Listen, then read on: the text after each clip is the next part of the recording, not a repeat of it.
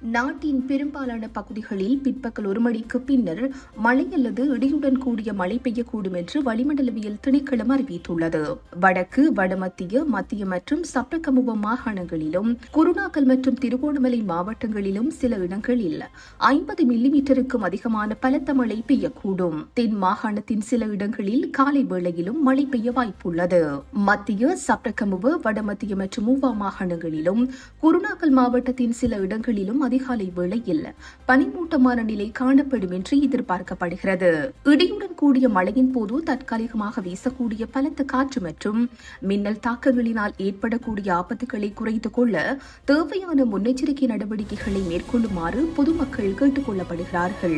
இதேவேளை காங்கேசன் துறையிலிருந்து புத்தளம், கொழும்பு, காலி மற்றும் ஹம்பாந்தோட்டை ஊடாக பொத்துவில் வரையான கடற்பரப்புகளில் ஆங்காங்கே மழை அல்லது இடியுடன் கூடிய மழை பெய்யக்கூடும் என்று எதிர்பார்க்கப்படுகிறது.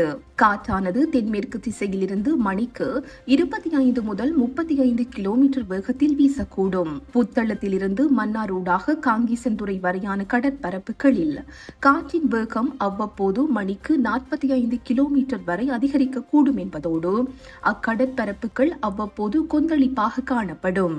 இடியுடன் கூடிய மழை பெய்யும் சந்தர்ப்பங்களில் கடற்பரப்புகளில் தற்காலிகமாக பலத்த காற்று வீசுவதுடன் அக்கால பகுதிகளில் அக்கடற்பரப்புகள் மிகவும் கொந்தளிப்பாக காணப்படும் என வளிமண்டலவியல் திணைக்களம் தெரிவித்துள்ளது. இந்த செய்தி உள்ளிட்ட மேலதிக விரிவான செய்திகளுக்கு www.behindmenews.org என்ற எமது இணைய பக்கத்தினை பார்வையிடவும்.